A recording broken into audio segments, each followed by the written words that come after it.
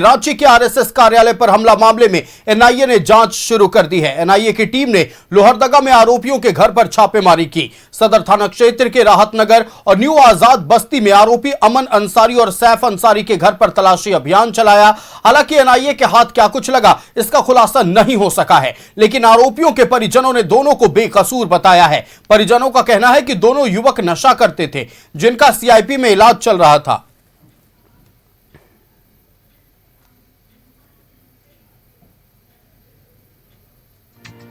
तो बड़ी खबर आपको बता रहे हैं,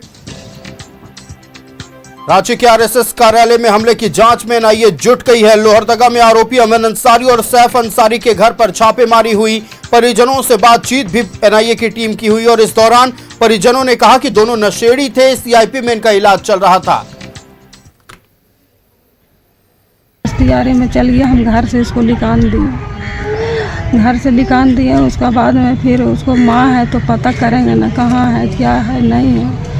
लेकिन वो जो लड़का लेगा ना, वो बोल रहा कि नहीं, काम करने के लिए आए हैं होटल में, आपका बेटा ठीक है, कोई गलत काम में हम लोग नहीं रहते हैं, इस तरह बोला। और हमको बोला कि हम लोग आ जाएंगे, काम करके हम लोग आ जाएंगे। तो माँ है तो हम खोजेगा ना सर।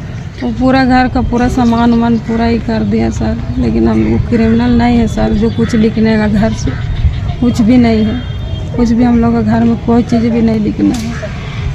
तो वो फिर भागने का प्रयास क्यों किया? वो पहली बार वैसा उसके साथ हुआ ना सर, वो डर से वो भाग गया होगा सर। वो कभी ऐसा नहीं है, न थाना वाला जहाँ उसका जांच लेना है कहीं कोई नाम नहीं है। तो हम लोग से पूछे तो लोग बोले कि सर्च वारंट लेके आए हैं, हम लोग को घर का मतलब तलाशी लेना है, ठीक है। तो हम बोले किस जुर्म में, तो नहीं इस तरह से बात हुआ है, इसी जुर्म में हम मतलब तलाशी लेंगे। तो हम बोले कि ठीक है, पूरा तलाशी ले। पूरा घर को लोग उधन पधन कर दिए, पूरा बिखर दिए सामान, ठीक है। कुछ भी उन लोग को नहीं मिला, सिर्फ मेरा बेटा का पासपोर्ट और आधार वो लोग लेके चले गए। वो लोग बोला कि रात में हम लोग का बम्बई का ट्रेन है 8 बजे, 8:30 बजे, ठीक है। वो लोग 1 बजे वाला ट्रेन से ही गया।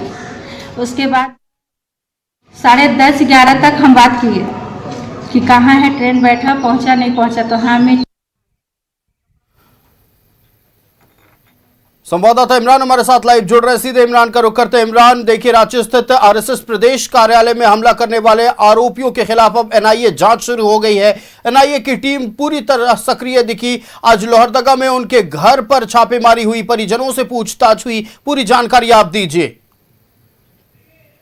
आरएसएस मुख्यालय रांची में जो हमला हुआ था, पेट्रोल बम से हमला किया गया था, इस पूरे मामले में रांची पुलिस के द्वारा गिरफ्तार करके 3 लोगों को जेल भेजा गया है। सैफ, अमन और सयान, ये 3 ऐसे युवक हैं जिनकी गिरफ्तारी हुई है। गिरफ्तारी के बाद से ही इस पूरे मामले की जांच की जिम्मेदारी झारखंड पुलिस मुख्यालय की तरफ से एटीएस को दिया गया। लेकिन घटना के बाद से ही अगर आप देखेंगे तो सेंट्रल एजेंसी जो है एनआईए, वो लगातार सक्रिय थे और घटना के दिन भी घटनास्थल पर पहुंच करके पूरे मामले की जानकारी ली। आरएसएस के प्रचारक है या फिर उनके पदाधिकारी है, उन तमाम लोगों से घटना के संबंधित जानकारी लेते हुए सीसीटीवी फुटेज खंगाला, घटनास्थल का निरीक्षण किया, साथ ही साथ तमाम बिंदुओं की जांच की गई है। चूंकि आरोपी गिरफ्त में आ चुके हैं और आरोपियों की गिरफ्तारी हो चुकी है, तो ऐसे में इन आरोपियों की गिरफ्तारी के बाद जो लोहरदगा के रहने वाले 2 आरोपी थे, उन दोनों ही आरोपियों के घर पर जो है एनआईए की टीम पहुंच करके पूरे मामले की तफ्तीश शुरू की। पहले सुबह एनआईए की टीम पहुंची और देर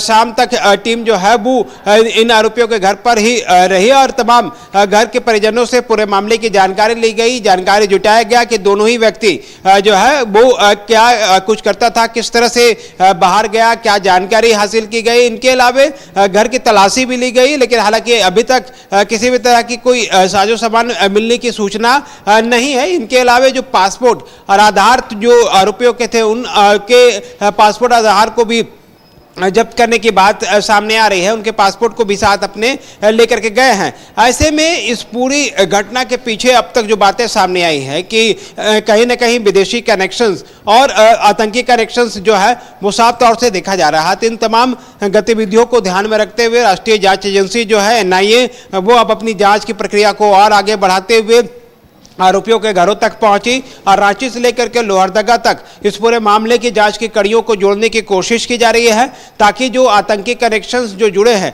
जो दुबई में बैठा व्यक्ति है, सऊदी अरब में बैठा व्यक्ति हो, पाकिस्तान में बैठा व्यक्ति हो, जिनके जरिए संपर्क में आने की बात की जा रही है, और जो इस तरह से पेट्रोल बम फेंकने के बाद जो वीडियो फुटेज बनाया गया है, भट्टी को भेजा गया था। भट्टी वह व्यक्ति है जिसने यहाँ जो लोग मौजूद थे, जिसने पेट्रोल बम फेंका, और पेट्रोल बम के जरिए जो है जो वीडियो बनाए गए थे, उस भट्टी को उस मोबाइल के बारे में जानकारी जो है वो उपलब्ध कराई गई थी। ऐसे में इस पूरी घटनाक्रम को अगर हम देखें तो कहीं ना कहीं एनआईए की टीम जो है उस पूरे मामले को लेकर के जांच कर रही है। जांच के बाद ये सारी चीजें और भी स्पष्ट हो पाएगी है कि किस तरह से एनआईए इस पूरे मामले पर तफ्तीश में जुटी हुई है। आने वाले दिनों में इस पूरे मामले की गहराई से जांच होगी, क्योंकि एटीएस के साथ साथ अब एनआईए भी इस पूरे मामले को लेकर के रेस है। हो सकता है कि गिरफ्तारी भी अब मामले की जांच कर रही है, गहराई से जांच होगी कि आखिरकार तार कहां तक जुड़े हुए थे, हर एक पहलू को खंगाला जाएगा। इमरान, आपका हमारे साथ जुड़ने के लिए और तमाम जानकारियां दर्शकों तक पहुंचाने के लिए बहुत शुक्रिया।